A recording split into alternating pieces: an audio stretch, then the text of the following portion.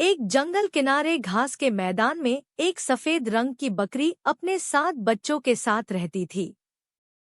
उनका एक छोटा सा घर था जिसमें वे सब बड़े प्यार से रहते थे।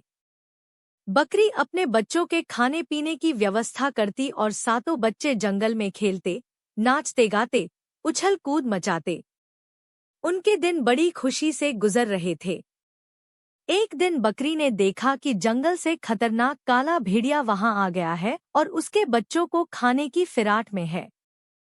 तब से उसने अपने बच्चों का घर से बाहर निकलना बंद करवा दिया। वे सब दिन भर घर में रहते। बकरी अपने बच्चों को हर समय अपनी आंखों के सामने रखती। एक दिन बकरी को खाने की व्यवस्था करने बाहर जाना पड़ा।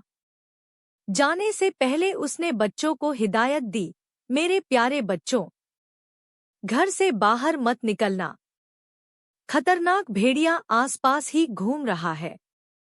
कोई भी दरवाजा खटखटाए तो बिना पूछे दरवाजा मत खोलना। ये काला भेड़िया है। इसके काले पैर हैं और इसकी आवाज कर्कश है। ये इसकी पहचान है। दरवाजा खटखटाने पर ये जरूर देखना। इतना कहकर बकरी चली गई। सातों बच्चों ने घर का दरवाजा अच्छी तरह बंद कर दिया और अपनी मां के लौटने का इंतजार करने लगे। भेड़िया घर के आसपास ही था। उसने बकरी को घर से जाते हुए देख लिया और बच्चों को खाने के लिए उसके घर पहुंच गया। घर का दरवाजा बंद था। उसने दरवाजा खटखटाया। एक बकरी का बच्चा दरवाजा खोलने के लिए जाने लगा तो सबसे बड़े बच्चे को अपनी मां की बात याद आई और उसने उसे रोक दिया। फिर अंदर से ही पूछा, कौन है? मैं तुम्हारी मां हूं, मेरे प्यारे बच्चों, भेड़िए ने उत्तर दिया। बकरी के बच्चे उसकी आवाज पहचान गए। वे बोले, नहीं, तुम हमारी मां नहीं हो। हमारी मां की आवाज मीठी है और तुम्हारी कर्कश। तुम काले भेड़िए हो। चले जाओ यहां से। यह भेड़िया वहां से चला गया। वह सोचने लगा कि कैसे अपनी आवाज को मीठी बनाऊं। तभी उसे मधुमक्खी का छत्ता दिखाई पड़ा। उसने सोचा कि मीठा शहद खाने से मेरी आवाज मीठी हो जाएगी। उसने झपट्टा मारकर मधुमक्खी के छत्ते को तोड़ दिया। मधुमक्खियां उसे काटने लगी, फिर भी किसी तरह उसने शहद खा लिया। शहद खाने से उसकी आवाज मीठी हो गई। वह फिर से बकरियों के घर में गया और दरवाजा खटखटाने लगा। बकरियों ने पूछा, कौन है? भेड़िया मीठी आवाज में बोला, मैं तुम्हारी मां हूं, प्यारे बच्चों। दरवाजा खोलो। सबसे बड़े बकरी के बच्चे ने दरवाजे के नीचे से देखा तो उसे काले पैर दिखाई पड़े। वह समझ गई कि वह भेड़िया है। वह बोली, तुम हमारी मां नहीं, दुष्ट भेड़िए हो। हमारी मां के पैर सफेद हैं और तुम्हारे काले। भागो यहां से। भेड़िया वहां से चला गया और इस बार खुद पर आटा उड़ेल कर आया। आटे के कारण वह सफेद हो गया था। उसने घर का दरवाजा खटखटाया और बोला, मेरे प्यारे बच्चों, दरवाजा खोलो। देखो तुम्हारी मां तुम्हारे लिए क्या क्या लाई है।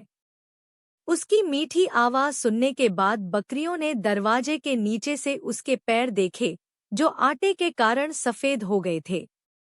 लगता गई हमारी मां आ गई, बकरी के सबसे बड़े बच्चे ने कहा। दरवाजा खोल दो, बाकी बकरी के बच्चे बोले, लेकिन सबसे छोटे बकरी के बच्चे ने उन्हें रोका कि ये भेड़िया भी हो सकता है। दूसरी बकरियों ने उसकी बात नहीं मानी तो वह अंदर के कमरे में जाकर छुप गया। बकरी के सबसे बड़े बच्चे ने दरवाजा खोल दिया और भेड़िया दंदनाते हुए अंदर आया। दुष्ट भेड़िए को देखकर बकरी के बच्चे इधर-उधर भागने लगे, लेकिन भेड़िए ने उन्हें निगल लिया।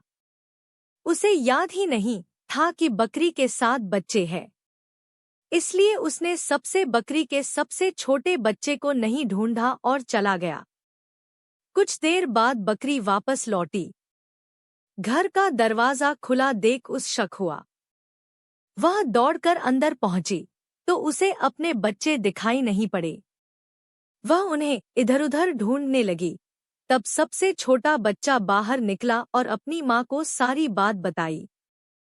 बकरी को बड़ा गुस्सा आया और वह भेड़िए से बदला लेने निकल पड़ी।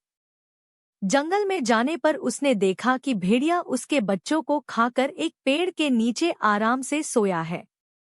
उसका मोटा पेट देखकर बकरी समझ गई कि उसने उसके बच्चों को साबुत ही निगल लिया है। उसने सोते हुए भेड़िया का पेट चीर दिया और अपने बच्चों को सही सलामत बाहर निकाल लिया। फिर उसने भेड़िए के पेट में पत्थर भर कर सिल दिया और अपने बच्चों के साथ घर लौट गई। भेड़िए की जब नींद खुली तो उसे प्यास लगाई।